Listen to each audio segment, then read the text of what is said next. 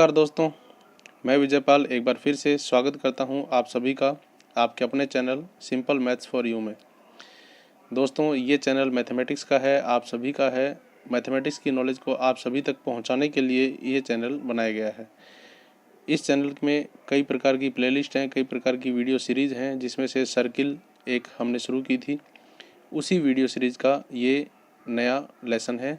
3 video हमने circle के पहले देखे थे, जिसमें आपने सर्किल के बारे में शुरू से लेकर जाना, और आज हम सर्किल के आगे के जो फॉर्मूले हैं जिन पर पिछले वीडियो में चर्चा नहीं हुई थी उस पर चर्चा करेंगे, उन्हें देखेंगे क्या सूत्र होता है, कैसे काम करता है वगैरह। तो यदि आपने चैनल को सब्सक्राइब नहीं किया तो चैनल को सब्सक्राइब कर लीजिए, ताकि आने वाले हर वीडियो के नोटिफिकेशन आपको मिलते रहें। और वीडियो को बिल्कुल लास्ट तक देखिए, फुल आवाज़ में देखिए। और आज का वीडियो देखने से पहले, समझने से पहले, यदि आपने पिछले 3 वीडियो नहीं देखे हैं तो कृपया वो देख लीजिए, क्योंकि बिल्कुल कंटिन्यूअस में आपको ये समझ में आएगा। चलिए शुरू करते हैं आज का वीडियो। देखिए, हमने सर्किल के बारे में पढ़ा था। अब आज हम जो पढ़ेंगे वो हम पढ़ेंगे जो हमने चाप की लंबाई पढ़ी थी। जो हमने चाप पढ़ा था उसकी हम आज लंबाई की बात करेंगे कि किस प्रकार हम चाप की लंबाई निकालते हैं। तो ये मैंने बनाया एक सर्किल, ठीक है। इस सर्किल में ये है इसका केंद्र, ये सर्किल है, सर्किल का केंद्र है। अब देखिए, चाप क्या होता है। चाप मैंने आपको बताया था पिछले वीडियोस में, चाप होता है परिधि का एक टुकड़ा।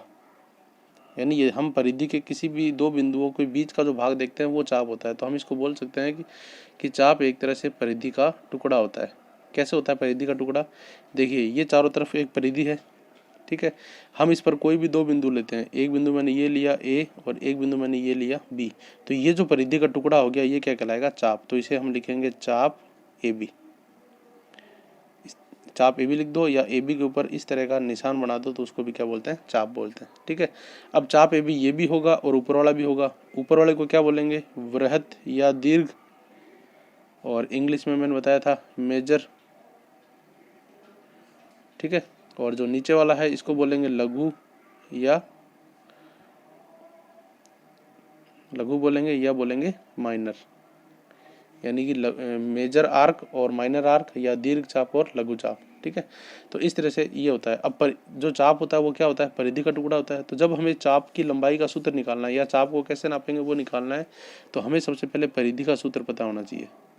परिधि का सूत्र, सर्कमफ्रेंस का जो फॉर्मूला है वो हमने पिछले वीडियो में पढ़ा था, 2πr होता है। अब देखिए, जब यहाँ पे 2πr है तो ये पूरा ही 2πr है, ये परिधि पूरी है। लेकिन जब हम इसका किसी टुकड़े की गणना करेंगे, किसी चाप की गणना करेंगे, तो हम क्या करेंगे? जितना कोण उस चाप से उस चाप पर बनता है वही कोण की गणना इसमें करेंगे। तो सपोज हम मानते हैं कि मैंने ये एक त्रिज्या खींची, ये दो मैंने त्रिज्या खींची, ठीक है। और ये जो कोण बन रहा है इस कोण को मैंने मान लिया थीटा। तो इस कोण के आधार पे ये चाप की लंबाई निर्धारित होगी। कैसे? अगर सपोज करो ये कोण छोटा है, तो ये कोण छोटा है तो ये चाप भी क्या होगा? छोटा होगा। अगर ये कोण बड़ा होता जाएगा तो चाप भी क्या होता जाएगा? बड़ा। जैसे अगर मैं वृहत चाप की बात करूं या दीर्घ चाप की बात करूं, तो दीर्घ चाप में ये वाला कोण लगेगा थीटा। अब ये कोण इससे बड़ा है, इसका मतलब ये दीर्घ चाप का है। तो अगर आपको चाप की लंबाई ज्ञात करनी है तो वो चाप किस कोण द्वारा बनाया गया है उसकी आपको मान पता होना चाहिए। तो यहाँ पर मैं लिखता हूँ चाप की लंबाई का सूत्र। यानी आपको अगर चाप की लंबाई निकालनी है तो उसके लिए आपको ये सूत्र देखना पड़ेगा, थीटा बट्टे 360 इंटू 2πr। ये एक बेसिक फॉर्मूला है। आप ध्यान से देखिए, जो परिधि थी वही परिधि का सूत्र है। थीटा बट्टे 360 क्या करेगा? पूरा जो कोण होता है, ये जो पूरा कोण होता है वो 360 का होता है, और उसमें से आपको वही कोण लेना है जिस पर चाप की लंबाई आपको ज्ञात करनी है। तो उसका जो भी भाग निकलेगा वो 2πr से मल्टीप्लाई होकर आपके पास चाप की लंबाई आ जाएगी। सपोज एग्जाम्पल मैं यहाँ पे लूँ, अगर मैंने थीटा लिया 90 डिग्री, कितना? 90 डिग्री, तो मैं लिखूंगा 90 बट्टे 360 इंटू 2πr। तो यहाँ पे देखिए 90 से 360 को काटोगे तो 1/4 आ जाएगा। यानी कोण 90 जो होगा वो पूरे 360 का 1/4 होता है। तो चाप की लंबाई भी पूरी परिधि की 1/4 हो जाएगी। तो यहाँ पे आ जाएगा 1/4 इंटू 2πr। पाई का मान, रेडियस का मान आप रख के आराम से निकाल सकते हो। तो आपको चाप की लंबाई का ये सूत्र याद रखना है, थीटा बट्टे 360 इंटू 2πr।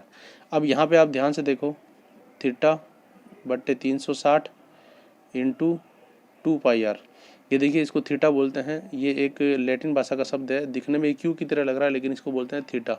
आपने पढ़ा होगा साइंस के अंदर, अल्फा, बीटा, गामा, थीटा, नीटा, ये सब क्या है, ग्रीक भाषा की ABCD के वर्ड हैं जिसे हम गणित में स्पेशल सिंबल के रूप में काम लेते हैं। इन पर मैं एक वीडियो अलग से बनाऊंगा, आप वो वीडियो भी देखना, चैनल पे जुड़े रहना, तो आपको उनके बारे में पूरी भाषा समझ में आ जाएगी।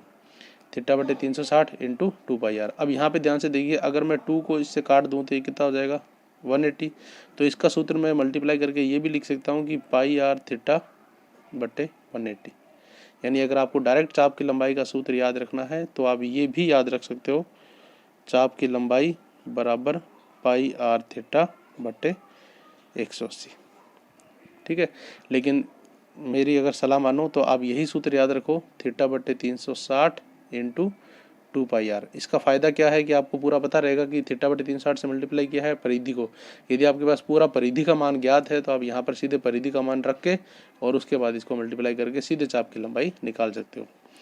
तो आपको समझ में आ गया होगा, आपकी मर्जी है, आप ये याद करो चाहे ये याद करो, एक ही बात है, बस तरीका लिखने का अलग अलग। तो ये हो गया हमारा चाप की लंबाई का सूत्र जो आपको याद रखना है। ठीक है, अब चलते हैं उसके बाद अपन अगले पे। अब अगला हम देखते हैं त्रिज्यखंड। क्या देखते हैं, त्रिज्यखंड। त्रिज्यखंड का क्षेत्रफल, इसका सूत्र हमें निकालना है। यहाँ पर आप एक बात देखिए, चाप की लंबाई का आपने ये सूत्र देखा। अब यदि यहाँ पे थीटा बड़ा होगा 180 डिग्री से तो वो वृत्त चाप हो जाएगा, दीर्घ चाप हो जाएगा। यदि यहाँ पे थीटा कम होगा तो वो लघु चाप हो जाएगा। यानी जो आपको थीटा दिया हुआ है उसी के हिसाब से लघु और दीर्घ दोनों निकल जाएंगे। आपको दोनों के लिए अलग अलग सूत्र याद रखने की जरूरत नहीं है। अब देखते हैं त्रिज्यखंड का क्षेत्रफल। देखिए त्रिज्यखंड क्या होता है, त्रिज्यखंड मैंने आपको बताया था, त्रिज्या द्वारा जो खंड होता है। ये एक वृत्त है, इसमें मैंने 2 त्रिज्या खींची, एक ये और एक ये R और ये R।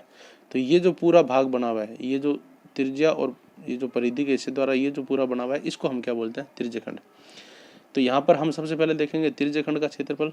अब यहाँ पर भी आपको क्या ध्यान रखना है, एक मिनट, इसमें मैंने डार्क कर दिया, मैं एक और चित्र बनाता हूँ। इसमें क्या मैंने लाइनिंग कर दी तो उस वजह से ये आपको दिखेगा नहीं लिखा हुआ। ये R है, ये भी R है, ये केंद्र है O, ये जो है ये कोण आपको दे रखा है थीटा। ठीक है, अब आपको ये जो पूरा त्रिज्यखंड है इसका मान ज्ञात करना है। तो यहाँ पे आप ध्यान से देखिए, ये जो पूरा है, ठीक है, आप यहाँ पे पूरा देखिए, ये जो पूरा है वृत्त, पूरे वृत्त का क्षेत्रफल क्या होता है, पूरे वृत्त का क्षेत्रफल, पूरे वृत्त का क्षेत्रफल होता है πr²। या मैंने आपको पिछले वीडियो में बताया था और आपको पता भी होगा, वृत्त का क्षेत्रफल है πr²। ठीक है, अब यहाँ पर देखिए ये जो त्रिज्यखंड है ये इस पूरे वृत्त का एक टुकड़ा है। यानी आप थीटा को जैसे जैसे बढ़ाओगे, थीटा को बढ़ाते रहो, अगर थीटा पूरा 360 डिग्री हो जाए, थीटा क्या हो जाए पूरा ही 360 डिग्री, तो वो पूरे वृत्त को ले लेगा, तो वो पूरा वृत्त का क्षेत्रफल हो जाएगा।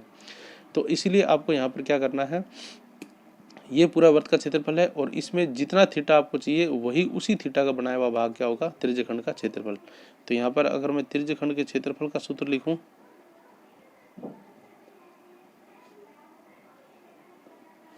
त्रिज्यखंड का क्षेत्रफल, तो उसका सूत्र क्या होगा, थीटा बटे 360 इंटू में πr²। इस बात को आप समझना। देखिए πr² पूरे वृत्त का क्षेत्रफल है और जितना त्रिज्यखंड आपको निकालना है उसका थीटा बटे 360, यानी आप थीटा रखोगे उसका अनुपात निकल जाएगा, आधा है, चौथाई है, 2/3 है, जो भी है वो निकलने के बाद उसको πr² से मल्टीप्लाई करोगे तो आपके पास पूरे त्रिज्यखंड का क्षेत्रफल आ जाएगा। इसको आप यूँ भी लिख सकते हो, πr² थीटा बटे 360 डिग्री। इस थीटा को इसके साथ मिला के लिख दिया, 360 बटे में लिख दिया। ऐसे लिखो या ऐसे लिखो कोई फर्क नहीं है, यही है। तो ये है आपका त्रिज्यखंड का क्षेत्रफल। ठीक है, अब बात आती है लघु की और वृत्त की। तो यहाँ पर देखिए थीटा की जगह आप मान रखोगे, वो अगर 180 डिग्री से कम होगा तो अपने आप ये लघु का निकल जाएगा, वो अगर 180 डिग्री से ज़्यादा होगा तो अपने आप वो वृत्त का निकल जाएगा। या कई बार ऐसे भी होता है कि आपने पहले लघु का निकाल लिया और जब आपको दीर्घ का निकालना है, किसका, दीर्घ का निकालना है, तो दीर्घ त्रिज्यखंड का क्षेत्रफल, दीर्घ त्रिज्यखंड का जो क्षेत्रफल है वो क्या हो जाएगा, पूरे वृत्त के क्षेत्रफल में से आप माइनस कर दो लघु वृत्तखंड का क्षेत्रफल।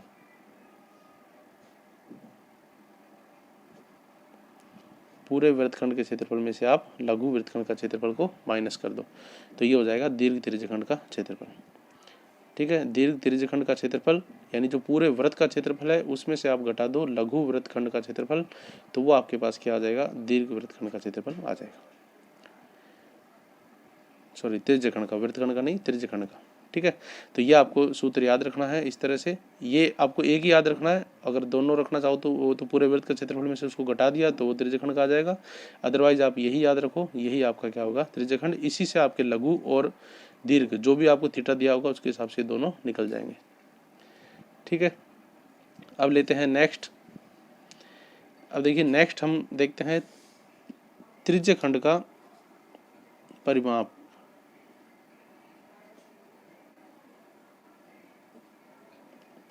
त्रिज्यखंड का परिमाप, देखिए परिमाप क्या होता है, परिमाप होता है चारों तरफ का माप। जो परिमाप होता है वो क्या होता है,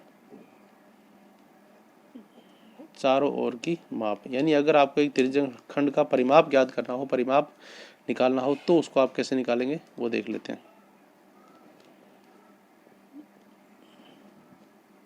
ये मैंने एक त्रिज्यखंड बनाया, ये केंद्र है O, ये त्रिज्या है R, ये त्रिज्यखंड है।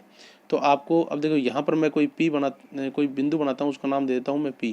तो यहाँ पर जो त्रिज्यखंड का अगर मैं नाम दूंगा, अगर मैं त्रिज्यखंड का नाम दूंगा तो मैं यहाँ पे क्या लिखूंगा, त्रिज्यखंड, इसको मैं बिंदु दे देता हूँ O, इसको दे देता हूँ B, तो मैं नाम लिखूंगा OAPB, त्रिज्यखंड OAPB का परिमाप।